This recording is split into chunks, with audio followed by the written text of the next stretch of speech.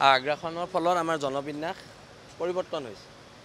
এতিয়া উজনি অসমত যদি আপুনি খিলঞ্জীয়া হিন্দু মানুহখিনি চাই, কোনো খিলঞ্জীয়া হিন্দু মানুহে ঘৰৰ পিছফালে সন্দেহযুক্ত হিন্দু বাংলাদেশী ঠাই নাই দিয়া।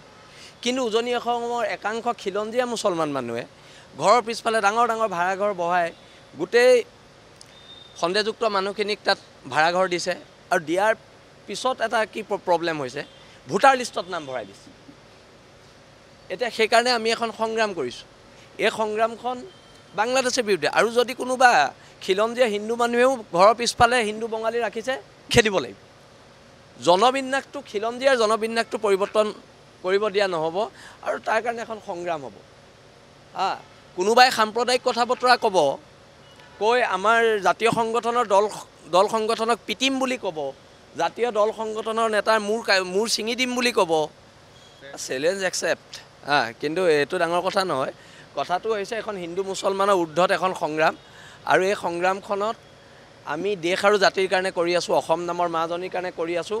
আৰু প্ৰকৃত জাতীয়তাবাদী মানুহ, দেশ আৰু জাতিক ভাল পোৱা কোনো মানুহেই এই আন্দোলনৰ বিৰোধিতা কৰা নাই।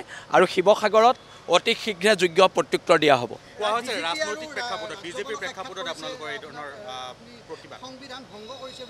নহয়, এতিয়া কথাটো হৈছে বাংলাদেশৰ পৰা সিহঁতি কোনখন সংবিধান লৈ আহে।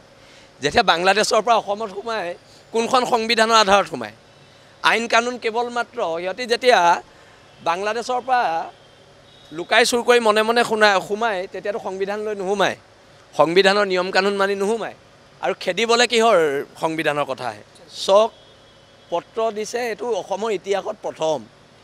এখন ৰাজনৈতিক দলৰ সভাপতিয়ে সংগঠনৰ মুখ্য সচিবলৈ পত্ৰ দিয়া ৰাজনৈতিক ইতিহাসত প্ৰথম অসমৰ। আজিলৈকে কোনোবা দলৰ সভাপতিয়ে কাৰোবালৈ পত্ৰ দিয়া দেখিছে নেকি? আৰু মোৰ তাত এটা আপত্তি আছে, ৰন্টু পানীফুকন বীৰ লাচিত সেনা অসমৰ মুখ্য সচিব হয়। ৰন্টু পানীফুকনক তয়কৈ সম্বোধন কৰি যিখন পত্ৰ দিছে, তাত বীৰ লাচিত সেনাৰ প্ৰত্যেক সৈনিকৰ আপত্তি আছে, আৰু অকণমান ভদ্ৰতা থাকিব লাগে। এতিয়া ময়ো জাতীয় সংগঠনৰ বহুত মোৰ ভাইটি আছে, মই ব্যক্তিগত জীৱনত তয় বুলি মাতোঁ। কিন্তু যেতিয়া সামাজিক জীৱন হয়, এখন মঞ্চত থাকোঁ, মই তেখেতক মহোদয় বুলি বা আপুনি বুলি সম্বোধন কৰোঁ। আৰু সেইখিনি ন্যূনতম জ্ঞান থাকিব লাগে। মস্তিষ্কৰ উৰ্বৰতা থকা মানুহে তয়কৈ জাতীয় সংগঠনৰ এজন মুখ্য